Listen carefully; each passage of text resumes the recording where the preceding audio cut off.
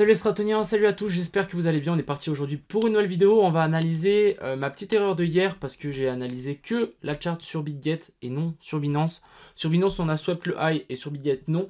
Donc en fait, on aurait pu trouver un high et actuellement le BTC est cooked. Genre, à mon avis, on va chuter. Le top est déjà fait, donc vraiment, c'est assez bizarre. Je m'attendais quand même à récupérer plus de liquidités. Mais bon, on le fait pas du tout, donc on va checker ça. On ira voir l'Ethereum, on ira voir les altcoins, on m'avait aussi demandé dans les commentaires. On ira faire un tour sur IMO, on ira parler de Capo. Et puis, on ira aussi faire un petit tour sur BitGet. Sur ce, je vous souhaite à tous un excellent visionnage. Encore une fois, merci pour tous vos commentaires que vous avez mis sous mes dernières vidéos. Ça me fait trop plaisir. Merci beaucoup. Ça me motive encore plus à continuer. Et je vous souhaite à tous un bon visionnage. On est parti. Crypto, Donc avant toute chose, je voulais vous parler de ce petit concours. Il y a un petit concours sur BitGet, concours de trading avec des équipes. Donc moi je me suis inscrit, puis il y a une équipe de France, donc je me suis inscrit dans l'équipe de France. On verra ce que ça donne. Je vais peut-être essayer de tryhard un peu, ça peut être assez intéressant. Donc il y a deux catégories comme d'habitude. On a le volume par le trading et on a aussi le PNL qui est toujours assez intéressant. Donc voilà, je vous mets le lien en description si jamais vous voulez vous inscrire dans la même team que moi, donc la team française. N'hésitez pas. Et puis on va essayer de gagner 2-3 choses. Donc si jamais vous êtes motivé, n'hésitez pas à me le faire savoir. Et puis on peut essayer de tryhard. Ça peut être plutôt sympathique.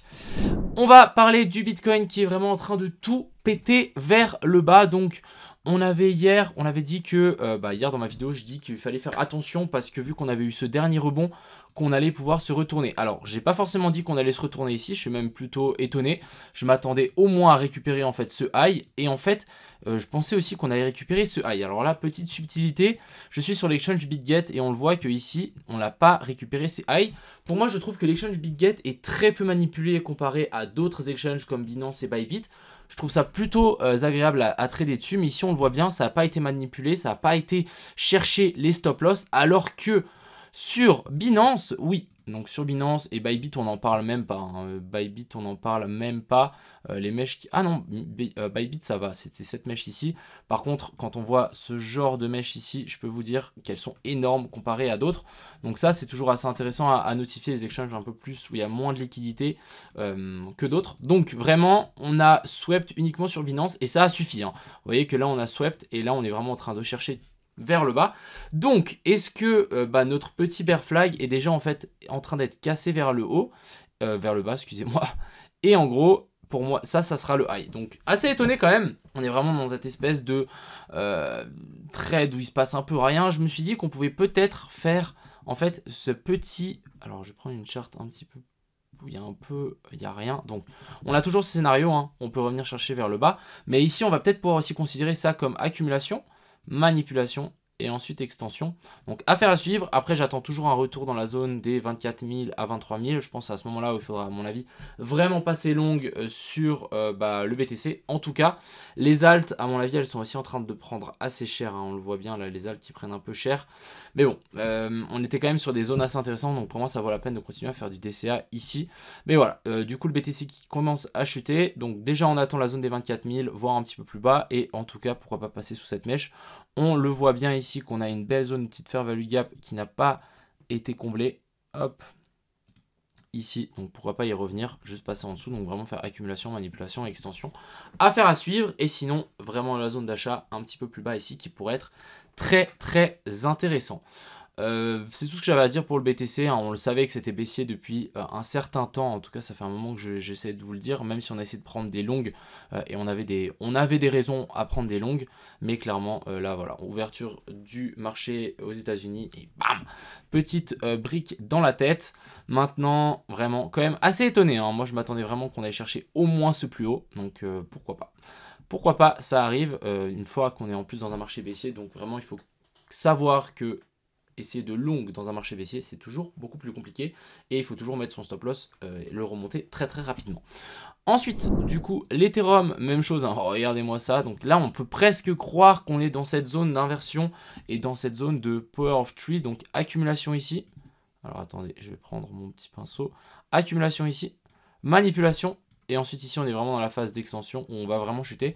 Pour moi l'Ethereum est encore plus bearish que le BTC, hein. Vous voyez que là on est vraiment récupéré tout ce qu'il y avait ici au nord. Donc vraiment pour moi l'Ethereum vraiment lead ce marché et je pense que le BTC va juste suivre. Donc vraiment on le voit bien, hein, la petite manipulation au nord, ensuite on casse tout et on peut largement chuter beaucoup plus bas, hein. Surtout ici on le voit, on a laissé pas mal de plus bas, toujours safe. Donc maintenant ça sera le moment de les récupérer étant donné qu'on a récupéré tous les stop loss au nord. Pourquoi pas récupérer les stop loss au sud et vraiment s'écraser beaucoup plus bas dans l'énorme zone d'OTE qu'on a laissé là. Récupérer tous les lots qu'on a laissés là et ça sera entre la zone des 1680 à 1530 pour l'Ethereum, mais clairement ça est clairement baissier, hein. Genre c'est exactement la même chose qu'on est venu faire ici, manipulation au nord, on chute, manipulation au nord, on chute. Donc vraiment ça ressemble énormément à ce qu'on a déjà fait. Ensuite on va parler donc de l'indice du dollar qui est toujours en train de latéraliser au-dessus, donc pourquoi pas, moi j'attends toujours cette potentielle baisse ici qu'on peut avoir. Et du côté du SP500, donc voilà, on a vraiment manipulé au nord, c'est vraiment ce que je craignais. Petite manipulation au nord, récupérer les stop loss et du coup là on est en train de s'écraser. Si vraiment ici là on est en train de chuter, il y a matière à récupérer ici au sud.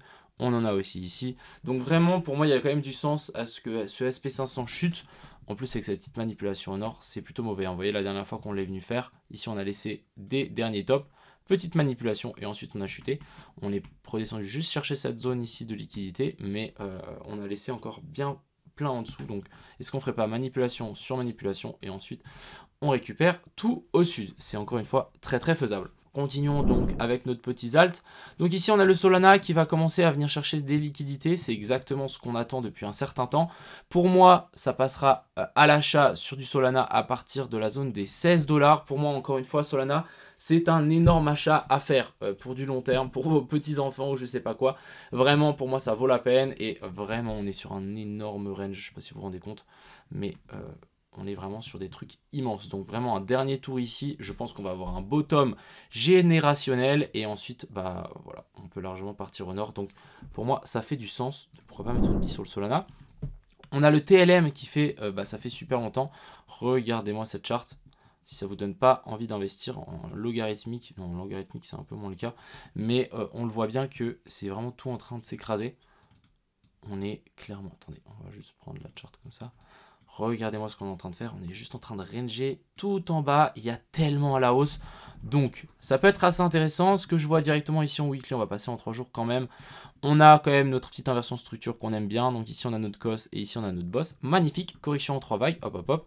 Ici, on a fait une belle inversion structure avec une belle remontée pour ensuite chuter et venir faire un nouveau plus bas.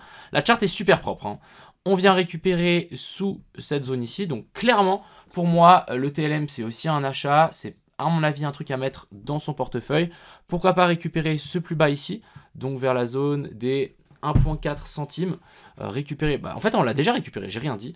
Là je pense qu'on peut presque déjà en train de, pour moi, commencer à faire du DCA, ça peut être très intéressant. On a même notre petite inversion structure qui s'est formée ici en plus petite time frame. Moi je m'attends vraiment à quelque chose de super sympathique. Et franchement très très intéressant ce TLM. Je vais le garder dans ma liste parce qu'il est très très bullish à mon avis. Ensuite ici on a le ZIL. Alors Zilliqa, ça fait super longtemps que je ne l'ai pas analysé. Pour moi, on est aussi en train... Ouais, putain, mais regardez-moi ici, on est vraiment à plat de chez plat.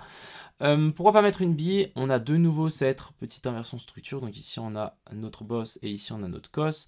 Correction potentiellement en 3 vagues. Moi, ce que j'attends quand même, c'est peut-être un dernier tour sous ce plus bas là. Chercher l'énorme zone de fair value gap qu'on a laissé là. Alors, est-ce qu'on l'a en daily aussi? Oui, on l'a en daily. Donc, pour moi, à partir de la zone des 2 centimes, ça pourrait être assez intéressant de commencer à mettre des billes dessus, mais pas avant, vraiment pas avant. Passer sous ce plus bas là, chercher la zone de fair value gap et là ça pourrait être assez intéressant, mais pas avant. Donc vraiment patienter clairement. Ensuite ici on a le flux. Alors flux, pour moi énorme zone de range. On peut peut-être même tirer une trendline sur ces plus bas là, juste la mettre en blanc, hop. Mais énorme zone de support, donc pourquoi pas revenir toucher là-dessus. Après je crois que Flux c'est quand même un petit peu plus en spot, donc à mon avis pas forcément nécessaire de venir récupérer ces plus bas, même si ce serait vraiment beaucoup plus sain de venir récupérer toutes les liquidités qu'on a laissées ici en dessous et passer sous la zone des 40 centimes. Ça peut valoir la peine, mais pour moi je vois pas encore d'inversion structure, donc vraiment méfiance. On n'est pas à l'abri de continuer à chuter, hein. Je pense qu'on a déjà fait ça. Non, on avait laissé des stop loss là et là. Et ensuite, bon, ça a chuté. On en relaisse là, ça rechute. On en relaisse là. Donc pourquoi pas, ça pourrait largement chuter. Donc ça reste plutôt pas mal. Après, je dirais pas forcément que c'est haussier à fond. Mais on arrive sur un support. Donc pourquoi pas tenter d'acheter le support. Ensuite, on a IMO, donc IMO qui reprend des couleurs, hein, ça c'est la chart sur TradingView. On était revenu chercher donc la zone OTE de cette dernière énorme hausse, magnifique. On est revenu chercher la zone OTE de cette dernière hausse aussi. On a rebondi dedans, donc c'est plutôt pas mal. La chart est plutôt nice. Actuellement, bon, on a eu le dump du BTC qui se fait voir sur la chart ici. Mais si on passe contre le BNB, on peut voir qu'on est quand même sur un joli petit pump des familles. J'ai vendu mes capots, oui. J'ai gagné du coup 10 000 $. J'aurais pu gagner bien plus, mais bon, j'étais un petit peu trop greedy. Du coup, j'ai acheté pour 15 000 $ ici de IMO, hein, simplement parce que c'est mon projet. Ça me fume parce que peu importe ce que je vais faire, je vais me faire critiquer. Écoutez, j'ai acheté du coup 15 000 balles de IMO, donc j'ai acheté entre guillemets mon propre projet. Il y a quelqu'un qui dit, c'est normal, c'est ton propre projet. Mais si je le faisais pas, il y aurait aussi quelqu'un qui pourrait dire, ah non mais il croit même pas en son projet, il achète même pas des jetons. Donc vraiment, les gars, essayez d'être cohérent, genre vraiment.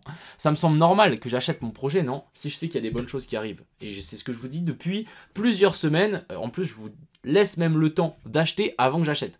Genre vraiment, je comprends pas. Enfin bref, oui, j'achète mon projet simplement parce que je sais qu'il y a des bonnes choses qui arrivent. Je vous en ai parlé aussi. Je vous laisse même acheter avant moi, donc... Je trouve que c'est plutôt fair. Même chose hein, sur le capot. Je dis quand je vends, donc par exemple ici, si on ne tient pas la zone des 0,11, je sell. Je vous le dis ça, hier, on descend dans la zone des 0,11 et je sell ce matin. Et j'ai sell à 0,009. Donc bien en dessous des 0,11 et j'ai même sell après vous. Donc je pense pas être plus fair que ça. C'est difficile. Genre plus fair, ça veut dire... être plus, comment dire, sympa, je sais pas comment expliquer, vous avez compris. Du coup voilà, plutôt intéressant, vous n'êtes pas prêt du plan marketing qu'on est en train de faire, encore une fois, vous êtes pas prêt. On a aussi le petit concours de même qui continue, on fera le tirage au sort dimanche à 20 h en live sur ma chaîne Twitch, comme d'habitude, on va reprendre les bonnes habitudes.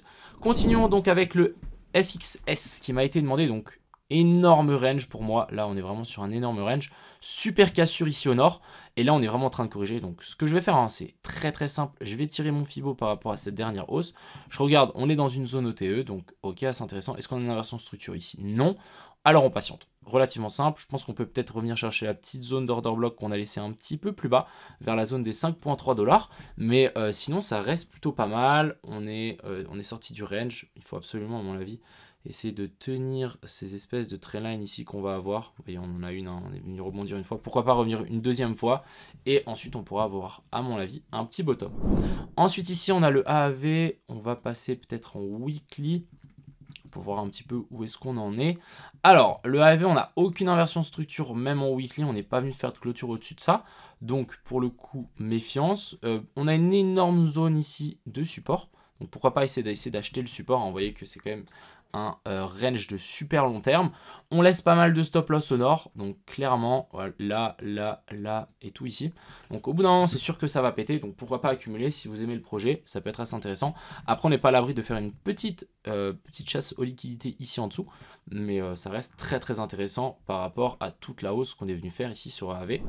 Ensuite ici on a le cake, alors le cake il est vraiment en train de s'effondrer. Quand j'ai vu la chart j'étais là en mode oh misère.